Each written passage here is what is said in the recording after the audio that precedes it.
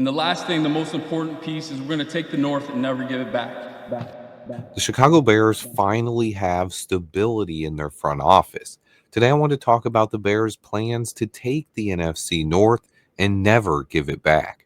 After extending Ryan Poles and putting him on the same timeline as Ben Johnson, there is clear unity among the Bears' front office. There is no division among the Bears' front office, and there aren't any signs of a power struggle.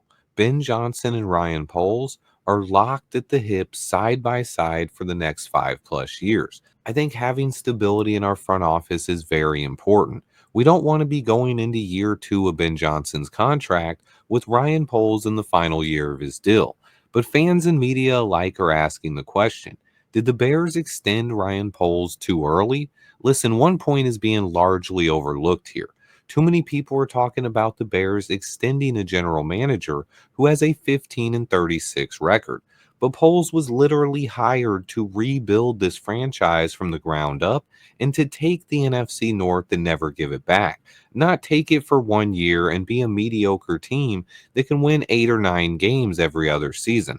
His record is not impressive, but the moves he's made are beneficial to long-term sustained success in the NFL. Despite that, there are fans and a large contingent of the local media that are not in favor of Ryan Poles getting extended.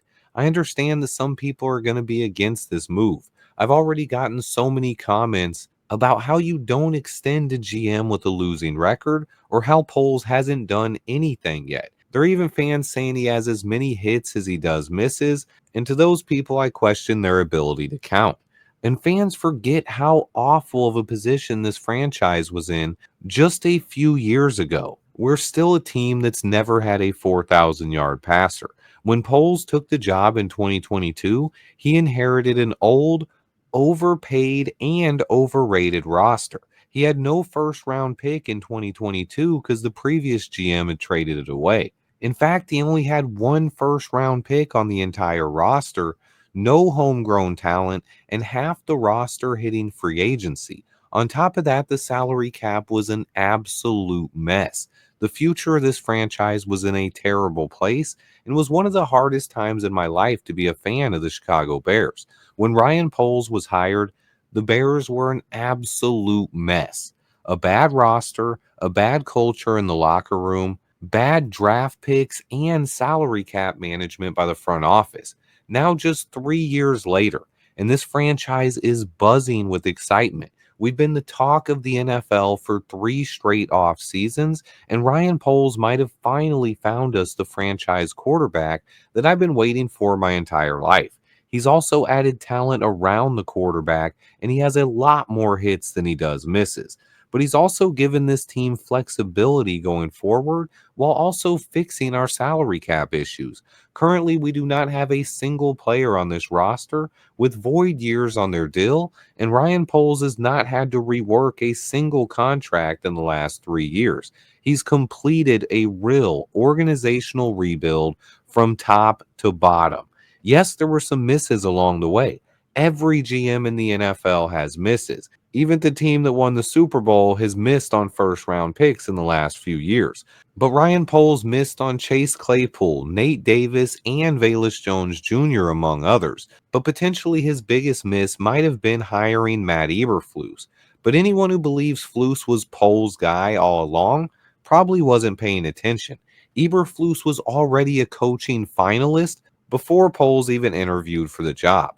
This year, Poles finally got his guy, hiring head coach Ben Johnson, and the rebuild is finally complete. So let's go through the phases of the Ryan Poles era in Chicago.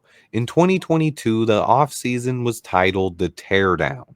Poles' job was getting rid of the overpaid and overaging talent while also clearing cap space. It resulted in over $90 million in dead cap space, trading away Khalil Mack, Roquan Smith, and Robert Quinn, while also letting a lot of overpaid veterans walk. It signaled a true rebuild that hadn't been seen in ages by the Chicago Bears. A lot of people will joke that this team is always rebuilding, but not once in my entire lifetime had this team rebuilt the roster the right way.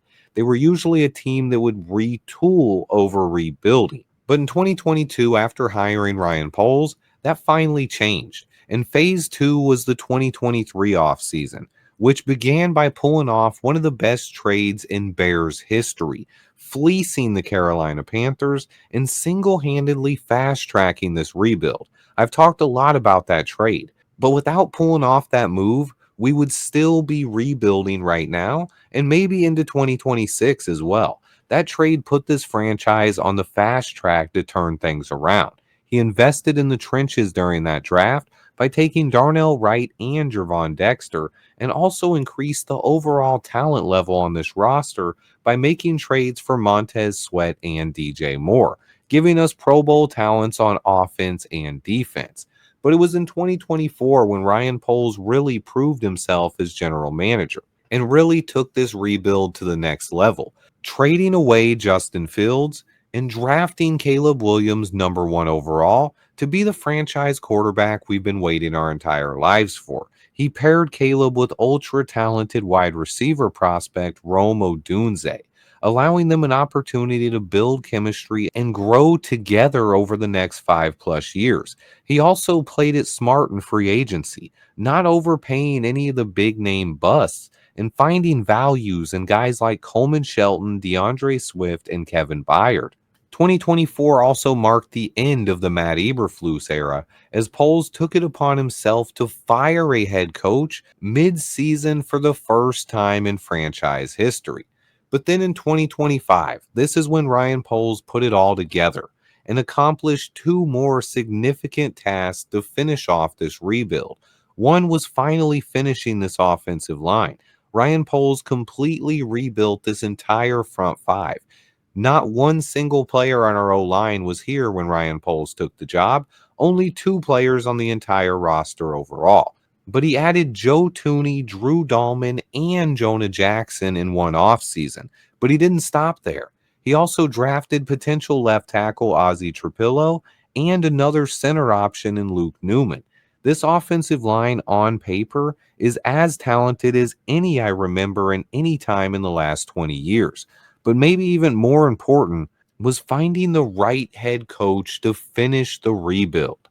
Someone who could complete Ryan Poles' work as general manager. A coach who can get the most out of all the young talent that Ryan Poles has acquired, while also fixing the culture and turning this team into a winner on the football field. Bonus points if you can get an offensive guru who can also develop Caleb Williams. And by hiring Ben Johnson, it was one of the most important moves in franchise history. So 3 straight off seasons, Ryan Poles has pulled off some of the biggest moves in this team's history.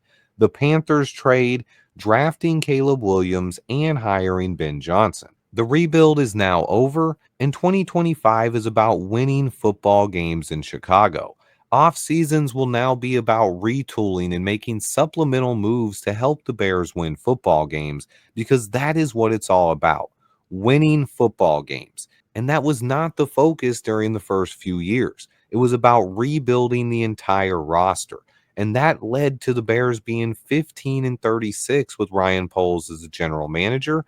And we know moving forward that winning games is how you keep your job in the NFL. But I'm tired of fans not realizing how much better of a position this team is in right now than it was 4 years ago. We were at the bottom of the basement in the NFL in terms of franchises. We were an absolute joke. We had no homegrown talent, a bad salary cap, and a future that looked so bleak. In just a few years, Ryan Poles has turned things around completely. He's done it the hard way and suffered through a lot of losses. But honestly, some of those losses were a blessing in disguise. It gave us better draft picks, allowed us to land Rome Odunze and Colston Loveland to pair with Caleb Williams. It also allowed us to fire Matt Eberflus and hire Ben Johnson. Imagine if we won a couple more games last year and suddenly people would be talking about keeping Eberflus. Sometimes things really do happen for a reason. But the Bears front office made a smart decision by extending Ryan Poles. Having stability with our head coach and our general manager is so important in today's NFL. And I'm glad the people making the decisions up top for the Bears understand what a lot of fans and media seem to be missing, that Ryan Poles has set this team up to have a lot of success in the future. The 2025 Chicago Bears are built to win, and they're built to win for a long time. Remember, Ryan Poles wants to take the North and never give it back. He didn't want to win it one year and then give it back the next year. When we finally start winning, it shouldn't just be a flash in the pan. We should finally have a team that is capable of sustained success in the NFL. And that's what Ryan Poles has talked about since the moment he was hired, taking the North and never giving it back. Not just making the playoffs one time and then going home as a loser. And that's what I believe we finally have in Chicago, a roster that is capable of sustained success, a playoff caliber roster with flexibility and a bright future. On top of that, we now have a front office with stability. This is how championship teams are built in the NFL. On top of that, I believe Ryan Poles fully understands how to build a complete roster. He understands not to overspend in free agency. He understands the strengths in the draft classes and in the offseason. He understands what it takes to build a winner in the NFL.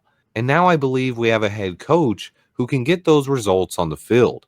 And things are finally different in Chicago. The rebuild is over. We have stability in the front office, and it's time to start winning football games. Let me know from 1 to 10 what your excitement level is for the future of this franchise.